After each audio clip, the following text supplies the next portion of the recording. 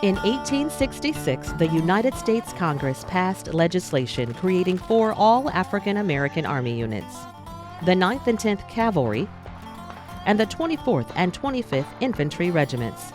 These segregated troops served in the American West and would go on to play major roles in the Spanish-American War, both World Wars, and the Korean War. These are the stories of the Army's first Black regulars. Stories built on the legacy of the Buffalo Soldiers.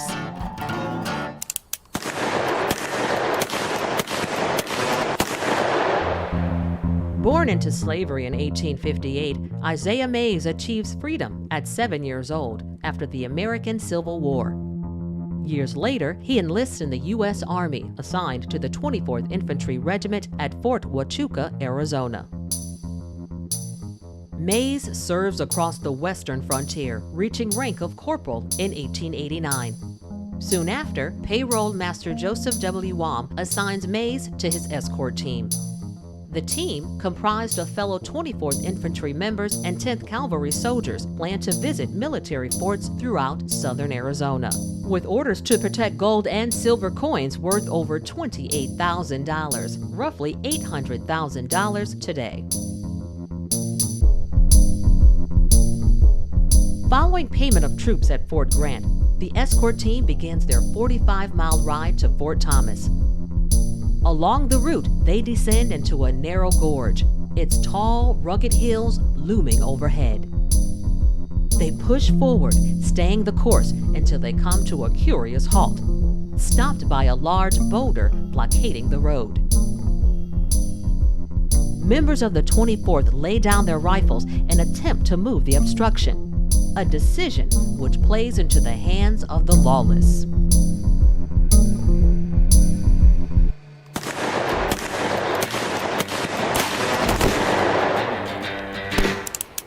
With gunshots raining down from the hills, Mays takes cover under the wagon, returning fire with his .38 revolver. After an hour-long gunfight, the bandits close in on the payroll, retreating Mays and Wam into the rocky ledges. Realizing 8 of the 11 escort members suffer severe injuries, Corporal Mays and a 24th private attempt to wrangle horses in hopes of riding out for help. During the scramble, 2 bullets strike Mays, 1 in each leg. Determined to save his men and protect the payroll, Mays crawls 2 miles to a nearby ranch and sounds the alarm.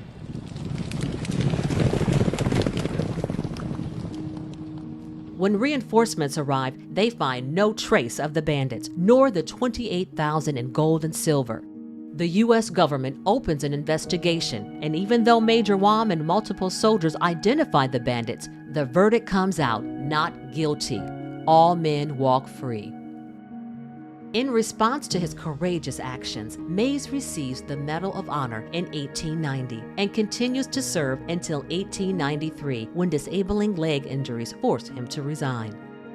After 19 years of service, Mays spends most of his life working as a general laborer. In 1922, he applies for a federal pension, but the government denies his request on the basis of ineligibility.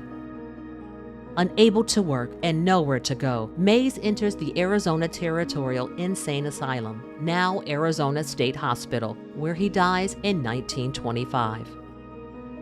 For decades, Mays' gravesite sits unattended in the hospital's Potter's Field, marked by a simple etched brick, destined to fall through the cracks of history.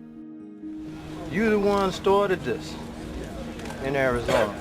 Thankfully, efforts of local veterans and hospital staff identify Mays as a Medal of Honor recipient, one of only 18 Buffalo soldiers to receive this prestigious award. In 2009, the body of Isaiah Mays relocates to Arlington National Cemetery, where a Medal of Honor headstone marks his grave.